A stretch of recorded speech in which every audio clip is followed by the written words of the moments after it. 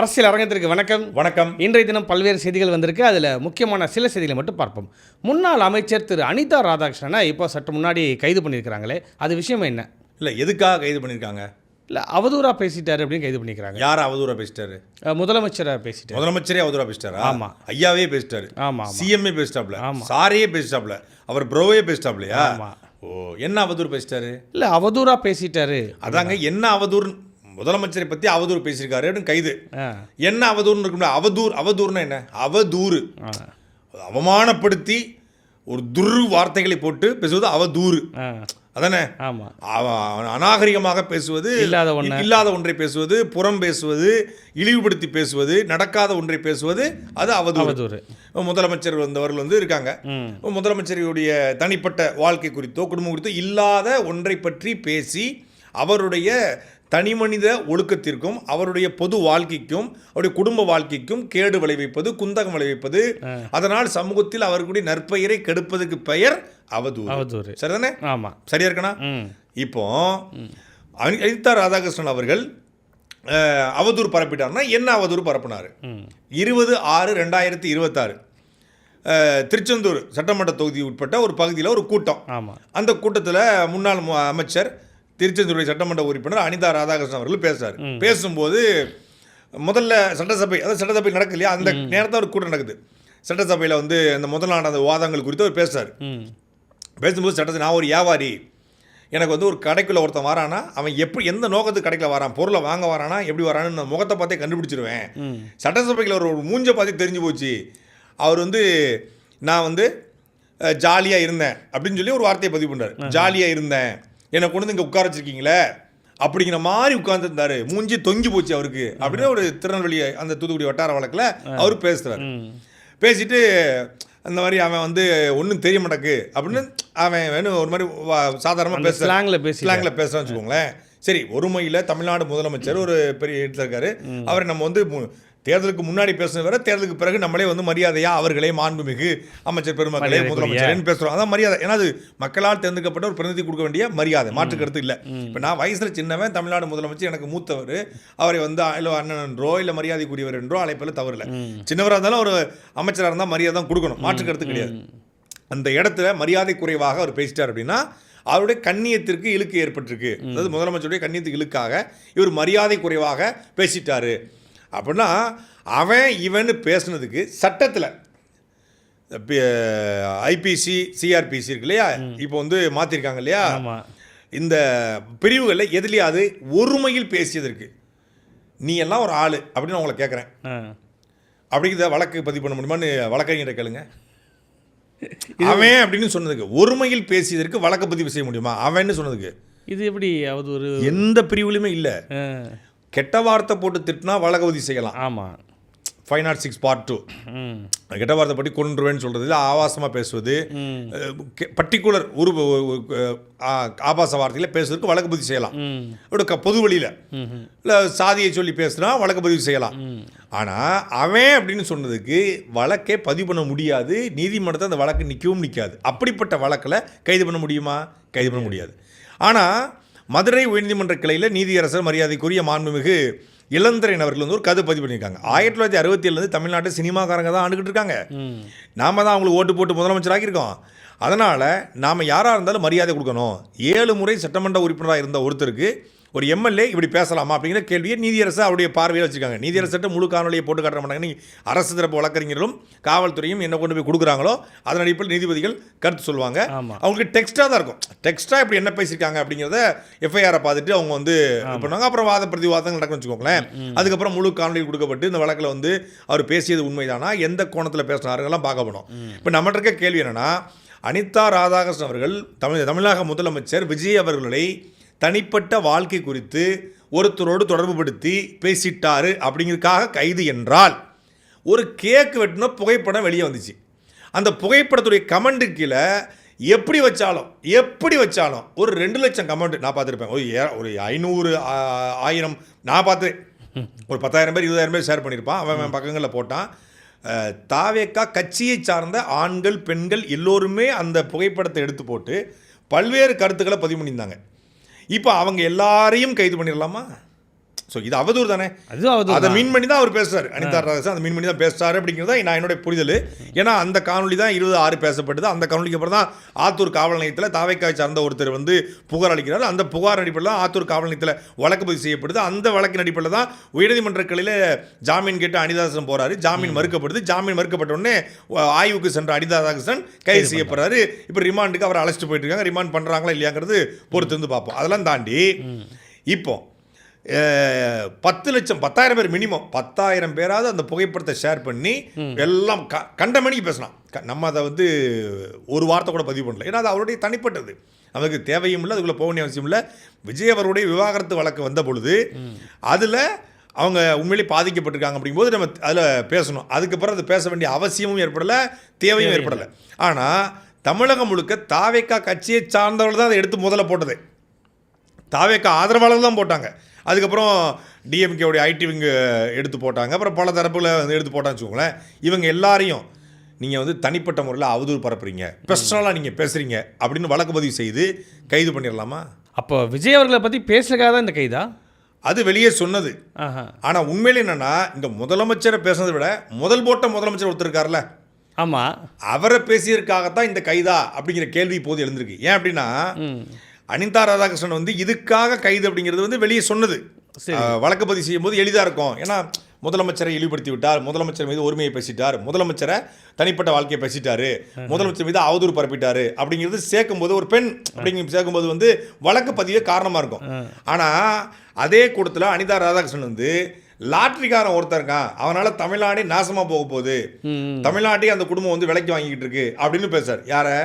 தமிழ்நாட்டுடைய நெடுஞ்சாலைத்துறை அமைச்சர் ஆதவ அர்ஜுனா. இப்போ அவதூறால கைதா, ஆதவ பேசுனதுனால கைதா அப்படிங்கிறதா இப்போ இருக்கிற கேள்வி. இன்னொன்று, அப்புறம் வந்து ஒருமையிலையும் பேசுறாரு, நீ முடிஞ்சாவது தூத்துக்குடிக்கு வந்து பாரு அப்படின்னு ஆதவ அர்ஜுனாவுக்கு சவால் விடுறாரு. அதுக்கப்புறம் தூத்துக்குடிக்கு ஆதவ அர்ஜுனா போகவே இல்லை, அது ஒரு விஷயம். சவால் விடுறாரு. ஸோ இப்படியெல்லாம் வைக்கும்போது இந்த கைதுகளுடைய பின்னணி என்ன அப்படின்னா, இப்போ ஆதவ அர்ஜுனா அவர்கள் மூலமாக இது அழுத்தம் கொடுக்கப்பட்டு இந்த கைது நகர தமிழ்நாட்டில் முதல் முறையாக முன்னாள் திமுக அமைச்சர் கைது செய்யப்பட்டிருக்கார். கரண்ட் எம்எல்ஏ கைது செய்யப்பட்டிருக்கார். இப்போ நீங்கள் வந்து பல்வேறு நபர்கள் கைது செய்யப்பட்டாங்க. முதலமைச்சருக்கு அவதூறு பட்டுன்னு சொல்லி திருநெல்வேலியில் கூட ஒரு பையனை கைது பண்ணாங்க. அவன் உண்மையிலே ஆபாசமாக பேசினான், அதில் மாற்றுக்கருத்து இல்லை. ஆபாசமாக பேசினா, ரொம்ப இதாக பேசினா, அதனால் கைது பண்ணாங்க. ஆனால் இதில் இவர் வந்து ஆபாசமாக பேசலை, ஒருமையில் அவன் இவன் பேசிக்காரு. அந்த அடிப்படையில் தான் கைது அப்படின்னா அது மட்டும் காரணம் கிடையாது. ஆதவ அர்ஜுனா கொடுத்த அழுத்தம் தான் இந்த கைதுக்கான காரணமாக அப்படிங்கிற சந்தேகம் எழுந்திருக்கு. ஏன்னா இவர் பேசுனதில் பெரும்பாலும் ஆதவ அர்ஜுனாவை தான் குறி வச்சு பேசினார், லாட்ரிக்காரன் அப்படின்னாரு. அப்போ அது அவருக்கு உறுத்தி இந்த கைது நடந்திருக்கா அப்படிங்கிற கேள்வி எழுந்திருக்கு. இதே தான் ஆர்எஸ் பாரதி அவர்களும் சொல்லியிருக்காரு இல்லையா, அவதூறு பரப்புனதுக்காகலாம் கைது செய்ய முடியாது அப்படிங்கிற மாதிரி இன்றைக்கி பேசியிருக்கிறாரு. ஆமாம், அவங்க இது வரைக்கும் அவதூறு பரப்புனது கைது பண்ணதே கிடையாது. அவங்க அவதூறு பரப்புனா கூப்பிட்டு வச்சு அட்வைஸ் பண்ணி அனுப்பிச்சிடுவாங்க. திமுக ஆட்சியில் இப்போ எப்படி இவங்க அனிதா ராதாகிருஷ்ணனை இந்த ஆட்சியில் அவதூறுன்னு கைது செய்யப்படுறாரோ, இதே மாதத்தில் அவதூறுன்னு சொல்லி நான் கைது செய்யப்பட்டேன். எப்போ? 2021 திமுக எனக்கு என்ன பண்ணிச்சோ அதை திமுக இவங்க பண்ணுறாங்க, அவ்வளோதான். அது ரெண்டுமே ஒன்று தான், மாற்றுக்கிறது கிடையாது. இவங்க அவதூறுன்னு சொல்லி கிட்டத்தட்ட 3 முறை கைது, 330 நாளுக்கு சிறை. நேற்று கூட ஆதவ அர்ஜுனா சொன்னார், நமக்காக தியாகம் செய்தவர் நம்முடைய கரூர் மதிவேந்தனம் சொன்னாப்புல. 10 நாளுக்கு கைதானதே தியாகம்னா 330 நாள் ஜெயிலில் இருந்திருக்கேன். அவராவது வந்து கரூர் கூட்டணி மரணத்தில் 41 பேர் இறந்து போனாங்க, முறையான அனுமதி வாங்கலை, தண்ணி பாட்டில் கொடுக்கல, அவர் வந்து காவல்துறை சொன்ன அந்த விதிமுறைகளை கடைபிடிக்கலன்னு சொல்லி காவல்துறை வழக்கு போட்டு கைது செஞ்சுருக்காங்க. 41 பேர் மாஸ் டெத்து அது. ஆனால் நான் யாரையும் கொள்ளலை, என்னால் எந்த சாவும் நடக்கலை. ஒன்லி முன்னாள் முதலமைச்சர் கலைஞர் அவர்களை, முன்னாள் முதலமைச்சர் ஸ்டாலின் அவர்களை பேசியதற்காக, சாட்டையில் வீடியோ போட்டதுக்காக, மேடையில் பேசுனதுக்காகலாம் கைது பண்ண முடியாது. மான நஷ்ட வழக்கு தான் தொடரணும். அப்போ நீங்கள் மான நஷ்டம் தொடுக்கல, ஏன்னா மானம் இருக்க வந்து மான நஷ்டம் தொடக்க முடியும், அதனால தொடுக்கல போல இருக்கு. இவங்க எனக்கு என்ன பண்ணாங்களோ அதைத்தான் திமுகவுக்கு தாவேக்கா பண்ணுது. 2 பேரும் கிட்டத்தட்ட ஒன்று தான்.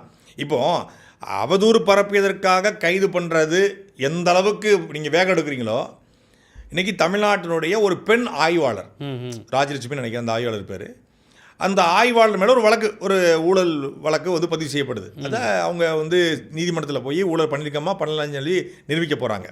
அந்த ஆய்வாளர் குறித்து சவுக்கு சங்கர் ஒரு ட்வீட் போடுறாரு. அந்த ட்வீட்டுக்கு எதிராக அந்த ஆய்வாளருடைய கணவர் போய், சிங்கப்பெண்கள் சிறப்பு பாதுகாப்பு படை வைத்திருக்கிற தமிழ்நாட்டில் ஒரு பெண் ஆய்வாளரை பற்றி இப்படி பொது வழியில் இவ்வளவு அநாகரிகமாக ஒருத்தர் எழுதியிருக்காரு, அவர் மீது எந்த நடவடிக்கை நீங்கள் எடுக்க மாட்டீங்க, அப்படின்னு சொல்லி ஒரு புகார் அளிச்சிருக்காரு, கம்ப்ளைண்ட் ஆயிருக்கு. தொடர்ச்சியாக சவுக்கு சங்கர் இந்த மாதிரி பெண் ஆய்வாளர்களை, பெண் எஸ்ஐக்களை, பெண் காவலர்களை குறிவைத்து பேச ஏற்கனவே வந்து நீதிமன்றத்திற்குரிய OFT பெண்களை கடுமையாக விமர்சனம் பண்ணி பேசினார். அப்புறம் தமிழ்நாடு முழுக்கூடிய பெண் எஸ்ஐ இன்ஸ்பெக்டர்களை டிஜிபியாக இருந்த இன்னைக்கு லஞ்ச ஒழிப்பு டிஜிபியாக இருக்கக்கூடிய திரு அருண் ஐபிஎஸோட ஒப்பிட்டு பேசினார். இன்றைக்கும் அருண் ஐபிஎஸோடு, அதாவது நீங்கள் அந்த வார்த்தையை பார்த்தீங்கன்னா மிக மோசமாக இருக்கும், மிக தரக்குறைவான ஒரு வார்த்தையில் அவங்க வந்து விபச்சார தடுப்பு பிரிவுடைய ஆய்வாளராக இருக்காங்க.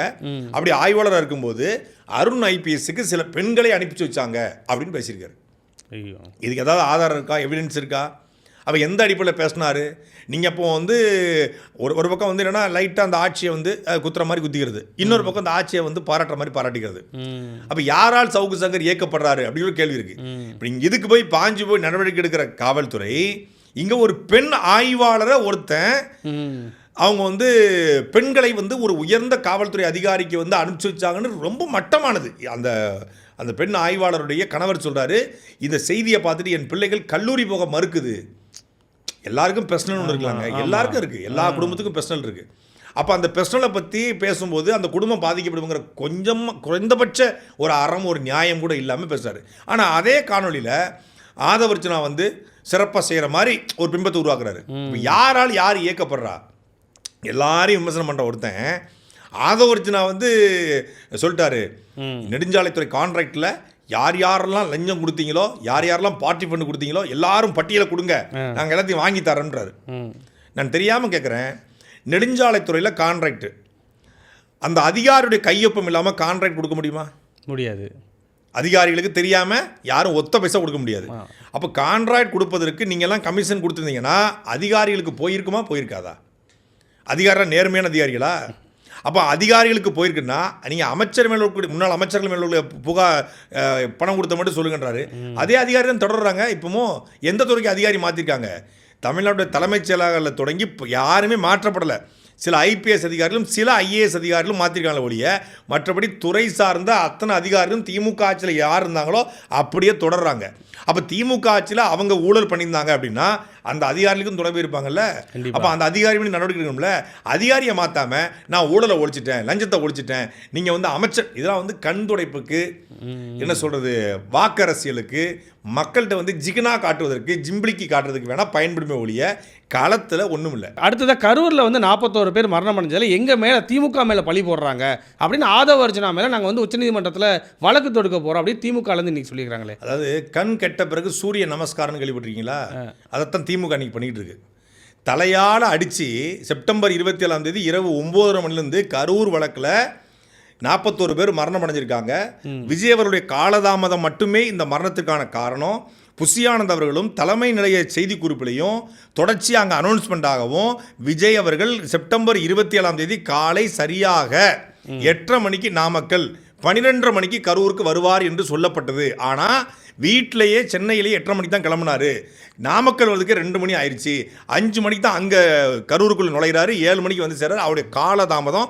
12 மணிக்கு வருவார்னு நம்பி உச்சி வெயிலில் காத்திருந்தவன் எந்த விதமான பாதுகாப்பு வசதி, குறிப்பாக வந்து இருசக்கர வாகனங்களோ இல்லை வந்து 4 சக்கர வாகனங்களோ நிறுத்துவதற்கு இடம் இல்லாமல் சந்துக்குள்ளே பூரா வாகனத்தை போட்டான். சந்துக்குள்ளே பூரா வாகனத்தை போட்டதுனால கூட்ட நெரிசல் வரும் பொழுது சந்துக்குள்ளே போக முடியல. எல்லாம் அந்த இடத்துல அப்படி பிதுங்கி நிற்கிறான். ஒரு யூரின் போகிறதுக்கு இடமில்ல. இறந்து போனவங்கள கிட்டத்தட்ட 41 பேரில் கிட்டத்தட்ட 17 பேருக்கு யூரின் பிளாடர் ஃபுல்லாகி மலம் பைப்புறம் ஃபுல்லாகி மலமும் சிறுநீரும் நிறைஞ்சு போயிருக்கு. பெண்களுக்கு எந்த விதமான அந்த ஆண்கள் கூட ஏதோ ஒரு ஓரத்தில் போயிடுவான், பெண்கள் எங்கே போவாங்க? இப்படி இருந்திருக்காங்க. இதுக்கு முழுக்க காரணம் தாவேக்காவோட நிர்வாக கோளாறு. தாவேக்காவினரும் தாவேக்கா பொறுப்பாளர்களும் அனுமதி கொடுத்தவனும் இவங்க எல்லாம் சேர்ந்து தான் இந்த கூட்ட மரணத்திற்கான அதாவது அவங்க போய் யாரையும் கொல்லலை. விஜய் கழுத்தை பிடிச்சி நெரிச்சு அறுத்து யாரும் கொல்லலை, எல்லாருக்கும் தெரியும். ஆனால் காரணம் இருக்கு இல்லையா, அதுக்குடைய என்ன சொல்கிறது, இது யாரால் எதனால் நடந்துச்சு, யாரால் நடந்த விட எதனால் நடந்துச்சுன்னு ஒரு காரணம் இருக்குது. இது பர்டிகுலர் பர்சன், ஒரு ஆம்புலன்ஸ் டிரைவர் வந்து எல்லாத்தையும் ஏற்றிட்டு போயிட்டாரு, ஒரு குண்டு போட்டாங்க, இல்லை வந்து ஆசிட் வீசினாங்க, இல்லை குழியை வெட்டி வச்சு தள்ளிட்டாங்க, இல்லை கத்தியை வச்சு குத்துனாங்க. பர்டிகுலர் நபர் யாரும் கைது செய்யப்படலை. பர்டிகுலராக இவங்க சொன்ன அந்த கான்ஸ்பிரசி தியரி படி யாரும் கைது செய்யப்படலை. கைது செய்யப்பட்டது தாவேக்காவை சார்ந்த சில நபர்கள் தான்.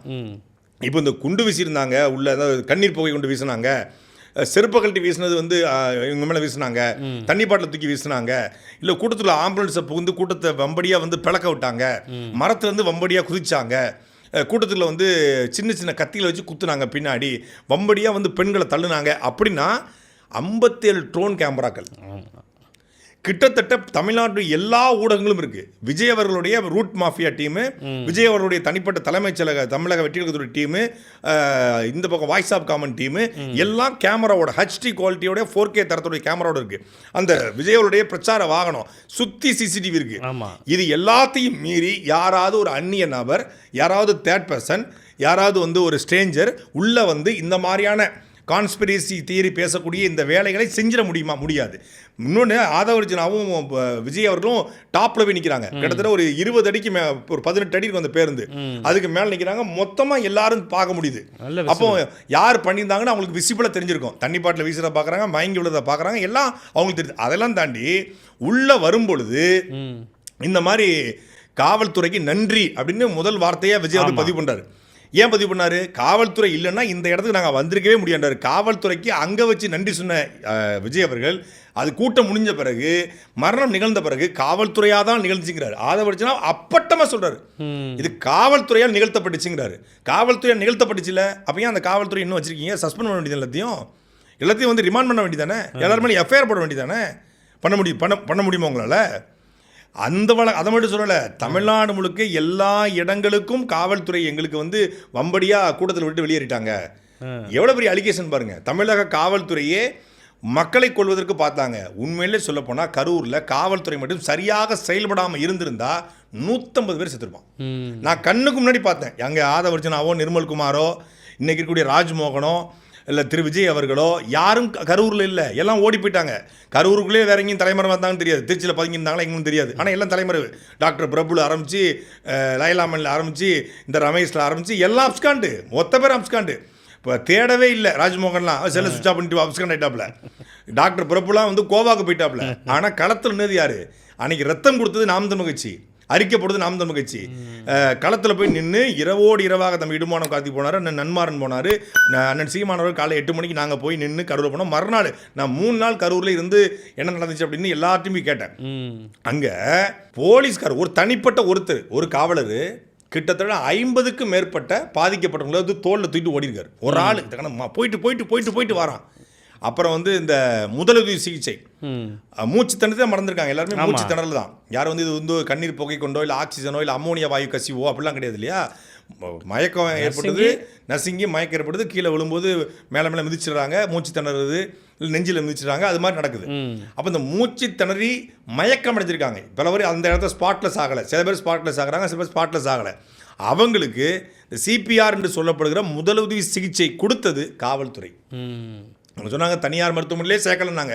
பக்கத்தில் இருக்க தனியார் மருத்துவமனையிலே சேர்த்துருக்காங்க. அந்த வேல்சாமிபுரத்தில் கூடிய 100 அடி தூரத்தில் கூடிய மருத்துவமனையிலே சேர்த்துருக்காங்க. அதுக்கான பில் சிபிஐடம் வந்து கொடுத்துருக்காங்க. சிபிஐ அந்த மருத்துவமனையில் போய் விசாரணை நடத்திருக்காங்க.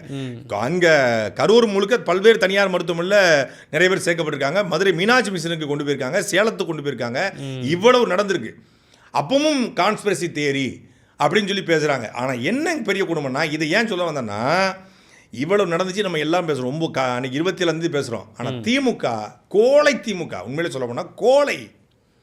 நம்ம மேலே பாஞ்சு வழக்கு போட்ட மாதிரி ஒரு 4-5 பேர் மேலே வழக்கு போட்டிருந்தா, ஏன் ஆதவர்ஜனா, நிர்மல்குமார், இந்த மதியழகன், அப்புறம் வந்து புஷி ஆனந்த், இவங்க மேலே வழக்கு போட்டு தூக்கி உள்ளே வச்சுருந்தா இன்றைக்கி இது வந்திருக்காதுல்ல. யார் வந்து பண்ணியிருந்தா என்னன்னு தெரிஞ்சிருக்கும். எல்லாருக்கும் தெரியும். நான் வந்து நம்ம முதல்ல கிளைம் பண்ணுறது, விஜய் இந்த மரணத்துக்கு காரணமாக இருந்தார். விஜய் வந்து எல்லாரையும் அழிச்சிட்டாரு, பண்ண மாட்டார், வாய்ப்பு இல்லை. தன்னை பார்க்க வந்தவர்களை யாரும் வந்து கொல்லணும்னு நினைக்க மாட்டாங்க, தன்னை பார்க்க வந்தவங்க சாகணும்னு நினைக்க மாட்டாங்க. ஆனால் நீங்கள் ஒரு காரணமா இல்லையா? அதாவது உங்களுடைய காலதாமதமும் சரியான ஏற்பாடின்மையும் காரணமா இல்லையா? ஏன் அடுத்தடுத்த கூட்டங்களில் தண்ணி பாட்டில் வச்சிங்க? இங்கே தண்ணி பாட்டில் செத்து போயிட்டான். ஏன் அடுத்தடுத்த கூட்டங்களில் டென்ட்டில் போட்டிங்க? இங்கே டென்ட் போடாமல் வெயிலில் காத்து கிடந்தான். ஏன் அடுத்தடுத்த கூட்டங்களை 5000 பேர் கட்டுப்படுத்துறீங்க? ஏன்னா இங்கே வந்து 1000 25,000 பேர் 30,000 பேர் கூட்டிட்டான். ஏன் அடுத்தடுத்த இடங்களை தனியாக திறல வச்சிங்க? ஏன்னா இங்கே பொது இடத்துல வச்சதுனால கூட்ட நெருக்கடி ஏற்பட்டுச்சு. ஏன் அடுத்தடுத்த இடங்களை பகலில் வச்சிங்க? இரவில் வச்சதுனால என்னமே தெரியாமல் போயிடுச்சு. அப்போ இதில் உள்ள பாடங்கள்லேருந்து தான் அடுத்து ஒரு SOP தயாரிக்கப்பட்டு ஸ்டாண்டர்ட் ஆப்ரேட்டிங் ப்ரொசீஜர் தயாரிக்கப்பட்டு அது கொடுக்கப்படுது. அதன் அடிப்படையில் டென்ட் போட்டு ஜெர்மன் டென்ட் போட்டு உள்ள 5000 பேர் வச்சு QR கோடு வச்சு ஸ்கேன் பண்ணி இவங்க மட்டும் தான் வரணும், தண்ணி பாட்டில் வைக்கணும், ஸ்நாக்ஸ் கொடுக்கணும், 1 மணி நேரத்தில் முடிச்சிடணும். இது எல்லாம் வரதுக்கான காரணமே கரூரை 41 பேர் செத்த பிறகு தான். அப்படிங்கிறதுக்கு இந்த தண்ணி பாட்டில் வைக்கிறதோ டென்ட் போடுறதோ குறிப்பிட்ட நேரத்தில் முடிப்பதோ குறிப்பிட்ட எண்ணிக்கையில் கூடுவதோ எதுவுமே கரூரில் நடக்கல.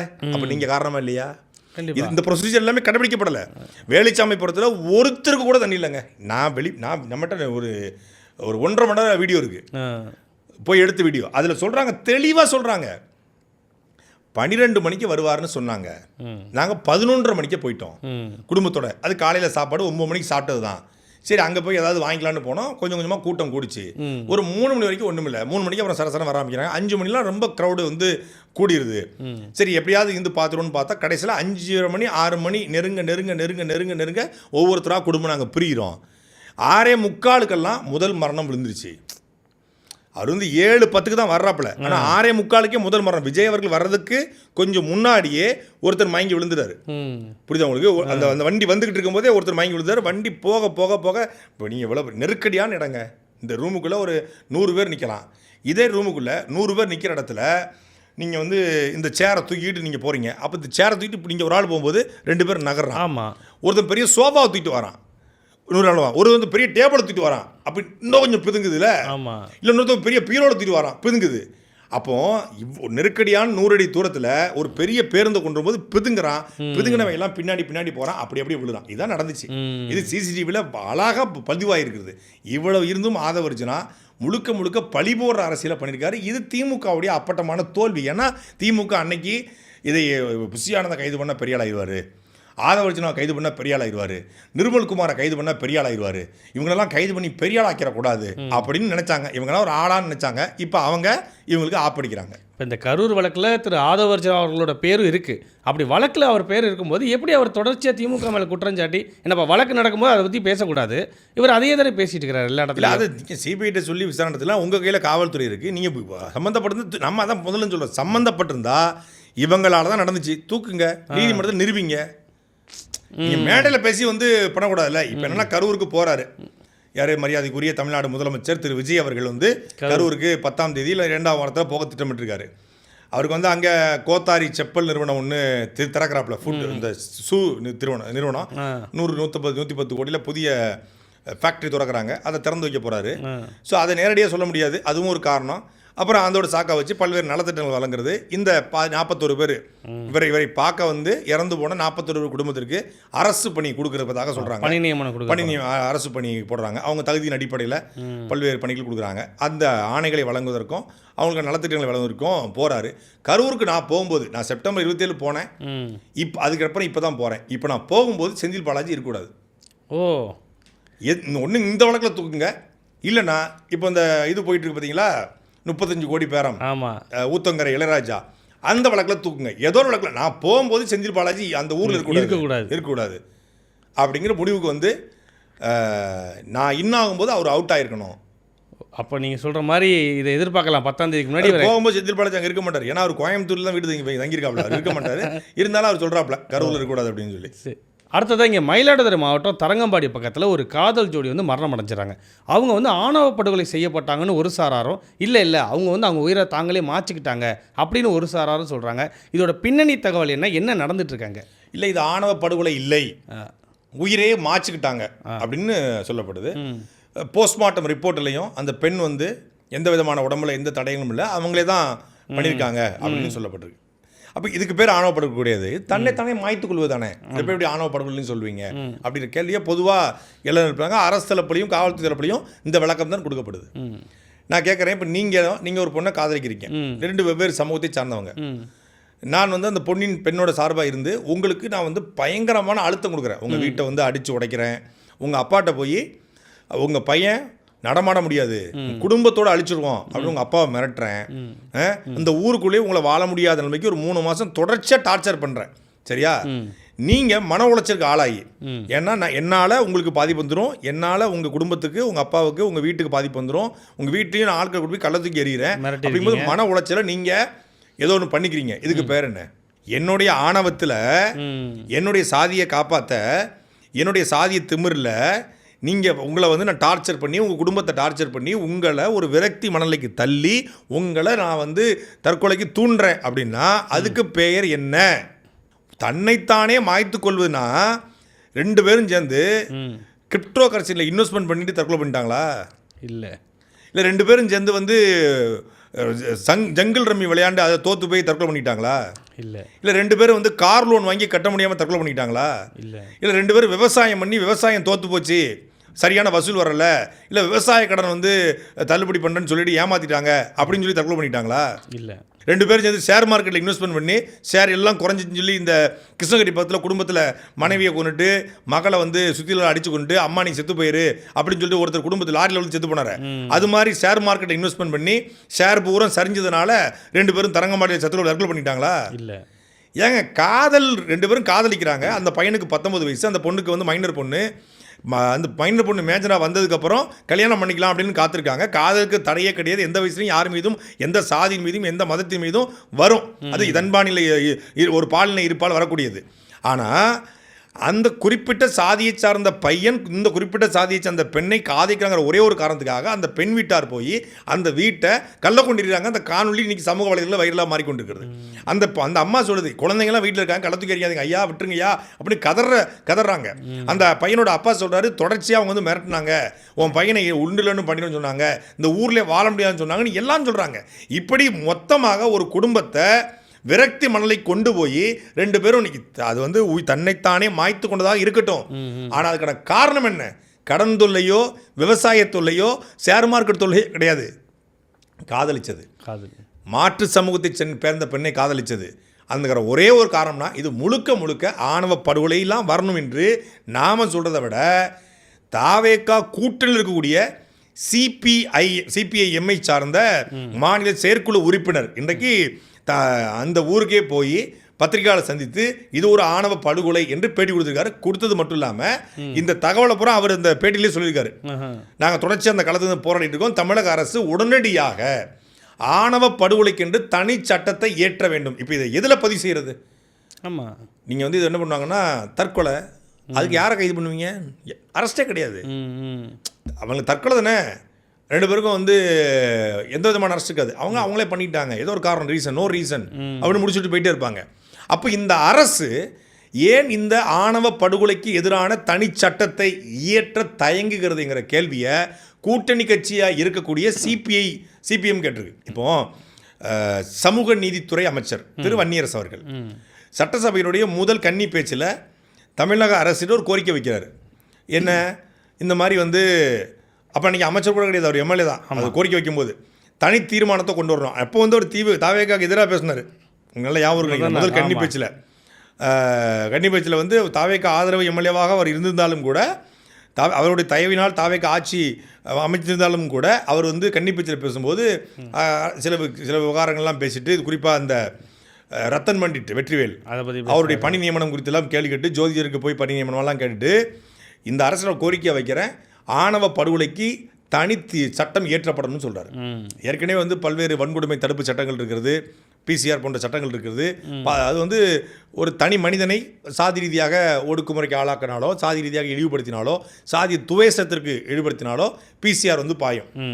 ஆனால் ஒரு பெண்ணோ இல்லை ஒரு ஆணோ அந்த சமூகத்தில் காதலிச்சாலோ இல்லை வந்து அவங்க கல்யாணம் பண்ணிக்கிட்டாலோ அவங்களே வந்து இது மாதிரி வன்கொடுமை செய்வது, அவங்களே வந்து அடிப்பது, துன்புறுத்துவது, கொலை மட்டும் கிடையாது, வாழ விடாமல் தடுப்பது, காதலை பிரித்து வைப்பது, இது இப்படி பண்ணால் அதில் வந்து ஆணவ படுகொலை தனி சட்டம் வந்து பாயணும். இது எந்த சட்டத்தின் அடிப்படையில் இதை விசாரிப்பது? அதுக்கு தனி ஃபோர்ஸ், சிங்கப்பெண் சிறப்பு படை போட்டு பெண்களுக்கு எதிரான கூட்டத்தை தடுப்பது போல் இப்படி சாதிக்கு எதிரான கூட்டத்தை தடுக்க இந்த ஆணவ படுகொலைக்கு எதிரான சிறப்பு சட்டத்தை கொண்டு வரணும்னு சொல்லி மரியாதைக்குரிய தமிழ்நாடு சமூக நீதித்துறை அமைச்சர் வன்னியரசு குரல் கொடுத்திருந்தார்.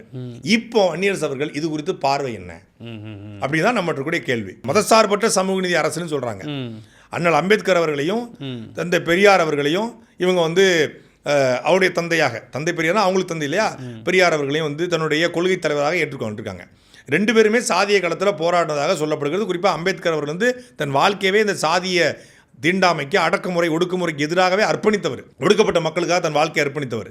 அப்படிப்பட்ட அம்பேத்கரை கொள்கை தலைவராக வைத்துக்க நீங்கள் இந்த மாதிரி ஒரு உங்களுடைய ஆட்சியில் நீங்கள் தீப்பந்தம் எடுத்து தீண்டாமை கொளுத்து இதுதானே கருத்துன்னு படத்தில் கூட பாட்டு வச்சிங்க.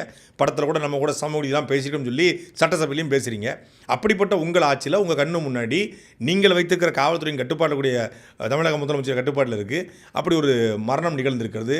மரணம் ஒரு தற்கொலைக்கு அவங்க வந்து தூண்டிருக்காங்க அப்படிங்கிறது அப்பட்டமாக தெரியுது. அப்படிங்கும்போது உடனடியாக இதுவே பார்த்திபன் திவ்யதர்சினியே கடைசி சாதிக்கு எதிரான இல்லை சாதியால் நிகழ்த்தப்பட்ட கடைசி மரணமாக இருக்கணும் அப்படின்னா ஆணவ படுகொலைக்கு எதிரான ஒரு தனி சட்டத்தை தமிழக அரசு ஏற்றணும் அப்படிங்கிறது தான் நம்முடைய கோரிக்கை. ஆனால் இந்த விவகாரத்தில் அண்ணன் திருமாவளவன் அவர்கள் வந்து அவங்களோட உறுதியாக நிற்கிறார். என்ன சொல்கிறார் அப்படின்னா, நான் வந்து பொலிட்டிக்கலாக உங்களுக்கு சப்போர்ட் பண்ண முடியாது, ஆனால் டெக்னிக்கலாக நான் உங்களுக்கு சப்போர்ட் பண்ணுறேன் அப்படிங்கிற மாதிரி பேசிக்கிறாரு. இல்லை, இது விசிகாங்கிறது பொலிட்டிக்கல் கட்சி தானே, அது ஒன்றும் டெக்னிக்கல் கம்பெனி இல்லையே. இல்லை, டெக்னிக்கல் சப்போர்ட் பண்ணுவேன். இல்லை, எனக்கு புரியல. டெக்னிக்கல் சப்போர்ட் பண்ண முடியும், பொலிட்டிக்கல் சப்போர்ட் பண்ண முடியாது அப்படின்னா டெக்னிக்கலாக எனக்கு புரியல. இப்போ நம்ம ஆஃபீஸில் வந்து ஒரு கம்ப்யூட்டர் இருக்குது, ஹெச்பி, அது ஒரு ஹார்ட்வேர் போயிடுச்சு. அந்த அதை டெக்னிக்கல் இஷ்யூ அவங்க பண்ணி கொடுத்துருவாங்களா? ரோடு மைக்கில் மைக் ஒர்க் ஆகுது, ரிசீவர் ஒர்க் ஆகலை, டெக்னிக்கல் இஷ்யூ, அதை வந்து திருமாவளவன் வந்து அவர்கள் வந்து பண்ணி கொடுத்துருவாங்களா? என் ஆஃபீஸ் ரூம் ஏசி வந்து விண்டோ ரொம்ப நேரமாக க்ளோஸ் ஆகாமல் இருக்குது, அப்படி நேராக மூஞ்சிக்கு அடிக்குது காற்று, டெக்னிக்கல் இஷ்யூ, அதை சரி பண்ணி கொடுப்பாங்களா? எனக்கு புரியலையே. டெக்னிக்கல் இஷ்யூ மட்டும் நான் சரி பண்ண முடியும், பொலிட்டிக்கலாக சரி பண்ண முடியாதுன்னா டெக்னிக்கல் சப்போர்ட்னா என்ன? இந்த விஷயத்தில் இறந்து போனவர்களை அடக்கம் செய்து போஸ்ட்மார்ட்டம் ரிப்போர்ட்டை வாங்கி கையில் கொடுத்து 2 பேருக்குமான நிதியை வாங்கி கொடுக்குறது பொலிட்டிக்கல் சப்போர்ட். இது வந்து டெக்னிக்கல் சப்போர்ட். பொலிட்டிக்கல் சப்போர்ட்னா இந்த உடலை எடுக்க விடாமல் சம்மந்தப்பட்டவன் யாரோ அவனை கைது பண்ண சொல்லு, பொலிட்டிக்கல் சப்போர்ட். இதை பண்ண முடியாது. அப்போ இதை அடக்கம் பண்ணு, சர்டிஃபிகேட்டை வாங்க, கையில் கொடு, இதுக்கு நிதியை கொடு, யாருக்காவது வேலை இருந்தால் போட்டு கொடு. Technical support. டெக்னிக்காக சப்போர்ட். டெக்னிக்கல் சப்போர்ட் கிடையாது. டெக்னிக்கல் சப்போர்ட் பண்ணுவாரான்னு தெரியாது, ஆனால் டெக்னிக்காக சப்போர்ட் பண்ணுவாருங்கிறது தெரியும். அடுத்ததா ஐயுஎம்எல் கட்சியோட தலைவர் திரு காதர் மொய்தீன் அவர்கள் ஒரு பேட்டி கொடுத்துக்கிறார். அதில் அவர் என்ன சொல்கிறார் அப்படின்னா, இஸ்லாமிய பெண்கள் எல்லாரும் விஜய் மேலே அவ்வளோ ஈர்ப்போடு இருக்காங்க. அவங்க எல்லாருமே அந்த மாதிரியான ஈர்ப்பு கிடைச்சது வந்து விஜய்க்கு வந்து அல்லாவோட அருள் இருக்குது, அதனால தான் அந்த மாதிரி ஈர்ப்பு கிடைச்சிருக்கு. நான் வந்து தாவேக்காவோட கூட்டணிக்கு போகணுன்னு எனக்கு அவ்வளோ அழுத்தம் கொடுத்தாங்க அப்படிங்கிற மாதிரி அவர் பேசிக்கிறது இன்றைக்கி ரொம்ப சர்ச்சையாக நிற்கிது. இல்லை, இந்த பெண்கள் வந்து இஸ்லாமிய பெண்களுக்கு வந்து தாவேக்கா மேலே ஈர்ப்பு இருக்குங்கிறது மரியாதைக்குரிய ஐயோ அம்மா தானே, ஐயுஎம்எல் ஐயா அம்மா காதர் மொய்தீன் அவர்களுக்கு எப்போ தெரியும்? 8/5, அதாவது 8ஆம் தேதி 5வது மாதம் 2026, அதாவது தேர்தல் முடிஞ்சு ரிசல்ட் வந்து ஆட்சி அமைப்பதற்கு 2 நாளைக்கு முன்னாடி ஒரு அறிக்கை வெளியிட்டிருக்காரு. தமிழகத்தில் நடந்து முடிந்த சட்டமன்ற தேர்தலில் திமுக தலைமையிலான மதசார்பற்ற முற்போக்கு கூட்டணியில் இந்திய யூனியன் முஸ்லீம் லீக் இடம்பெற்று பாபநாசம், வாணியம்பாடி ஆகிய 2 தொகுதியில் முறையே ஏஎம் ஷாஜகான், எஸ்எஸ்பி சையத் ஃபாரூக் பாஷா ஆகியோர் தேர்ந்தெடுக்கப்பட்டுள்ளனர். தமிழகத்தில் ஜனநாயக முறையிலான ஆட்சி நிறுவப்படுவதற்கு திமுக தலைவர் திரு மு.க. ஸ்டாலின் அவர்கள் மேதகு தமிழக ஆளுநர் அவர்களுக்கு விடுத்துள்ள வேண்டுகோளை இந்திய யூனியன் முஸ்லீம் லீக் முழு மனதோடு வரவேற்கிறது. சட்டமன்றத்தில் இந்திய யூனியன் முஸ்லீம் லீக்கினுடைய 2 உறுப்பினர்களும் மேதகு ஆளுநர் மேற்கொள்ளக்கூடிய அரசு அமைப்புக்கான அனைத்து செயல்பாடுகளுக்கும் துணை நிற்பர் என்பதையும் தெரிவித்துக் கொள்கிறோம் அப்படின்னு சொல்லியிருக்காரு. முதலமைச்சர் மு.க. ஸ்டாலின் விடுத்துள்ள அறிக்கையின் அடிப்படையில் அப்படின்னு சொல்லியிருக்காரு. அதாவது திமுக சொல்லி தான் இந்த கூட்டணிக்கே நாங்கள் போகிறோம், இல்லைன்னா போக மாட்டோம்.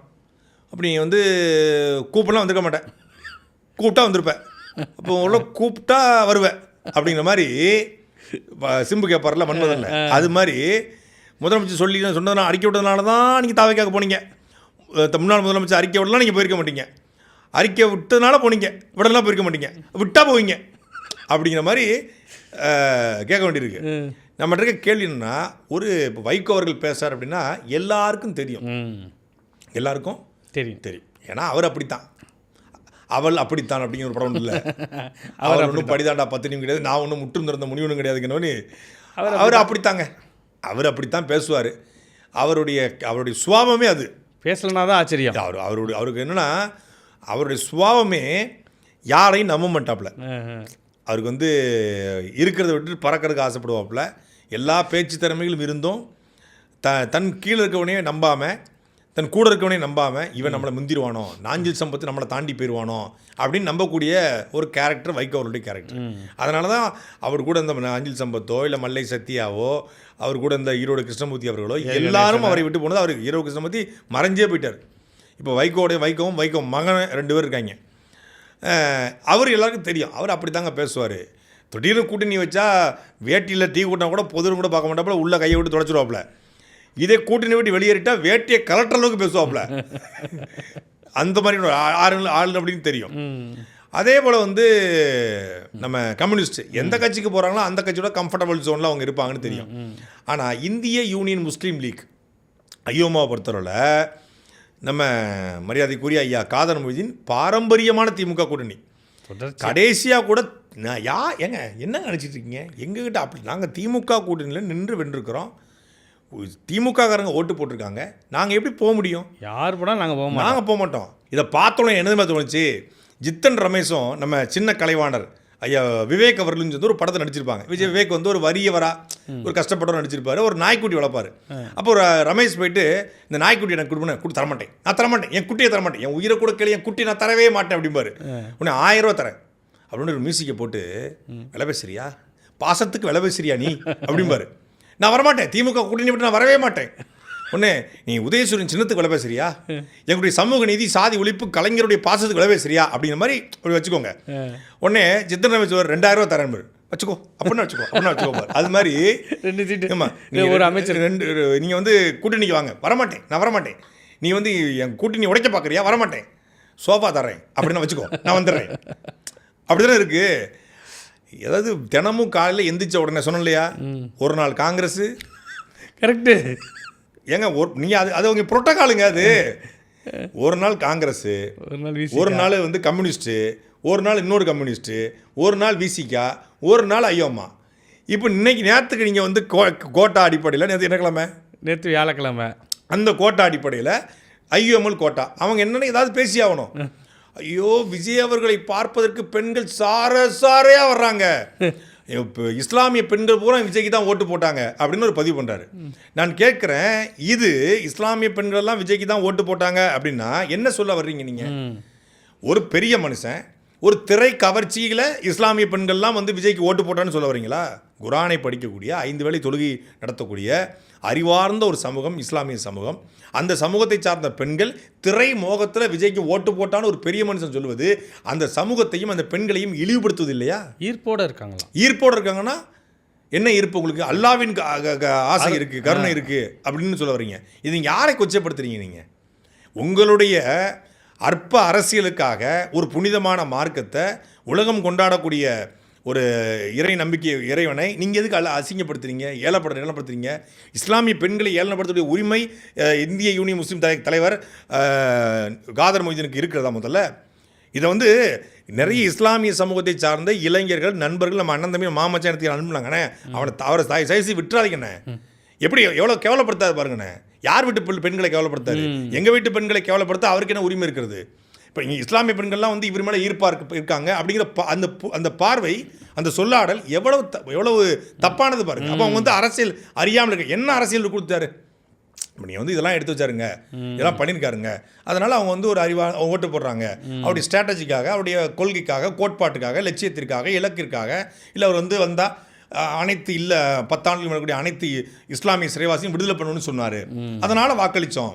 இல்லை அவங்க வந்தால் இஸ்லாமியர்களுக்கு ஒரு பாதுகாப்பான அரசாங்கத்தை உருவாக்கணும்னு சொன்னாங்க, அதனால் வாக்களித்தோம், அதனால் இஸ்லாமிய பெண்கள் வாக்களித்தாங்க அப்படின்னு சொன்னால் கூட ஏற்புடையது. அவர் மீது கொண்ட ஈர்ப்பின் காரணமாக வாக்களித்தான்னு சொல்வது இது தவறாக புரிந்து கொள்ளப்படாதான். முதல்ல அழுத்தம் கொடுத்தாங்களாம் அவங்களோட போக சொல்லி. யார்? இஸ்லாமிய பெண்கள் எல்லாம் அழுத்தம் கொடுத்தாங்களாம், அந்த கூட்டணிக்கு போயிருக்க வேண்டியதானே. அப்போ முன்னாடியே போயிருக்க வேண்டியதானே. அவையே நீங்கள் ஏன் போகல அப்படின்னு இருக்குல்ல. இது கோட்டா அடிப்படையில் பேசுது. தினமும் ஒரு புரோட்டோக்காலில் ஒருத்தர் பேசணும், அதனால் அவர் பேசிக்கிட்டு இருக்காரு. இன்னைக்கு கோட்டா ஐயுஎம்எல், நாளைக்கு அநேகமாக காங்கிரஸ் பேசுறதுக்கு வாய்ப்பு இருக்குது. அடுத்ததாக இப்போ நம்ம அவங்க செய்கிற நல்ல விஷயத்தையும் நம்ம பாராட்டணும் இல்லையா? அதன்படி பார்த்தோம்னா இன்றைக்கி பெரம்பூர் தொகுதியில் திரு விஜய் அவர்கள் ஒரு திட்டத்தை வந்து அனௌன்ஸ் பண்ணிக்கிறார். என்னென்னா ஒரு ஆப் ஒன்று லான்ச் பண்ணிக்கிறாங்க. அந்த தொகுதியில் இருக்கிற மக்கள் ஏதாவது பிரச்சனை அப்படின்னா, அதாவது உரிமை ஆப்பான் அதுக்கு பேர், அதில் போய் அவங்களோட பிரச்சனையை ரிஜிஸ்டர் பண்ணாங்கன்னா உடனடியாக சரி பண்ணுவோம் அப்படிங்கிற மாதிரி இன்றைக்கி ஒரு வேலை பார்த்துருக்கிறார். மக்களுடைய பிரச்சனையை தீர்ப்பதற்காக முதல் பட கிளைமாக்ஸில் ஒரு தொட்டி வைப்பாங்க, புகார் பொட்டி. அதில் வந்து ஒரு பூ வந்து விழும். பூ வந்து விழுதுன்னா என்ன அர்த்தம்?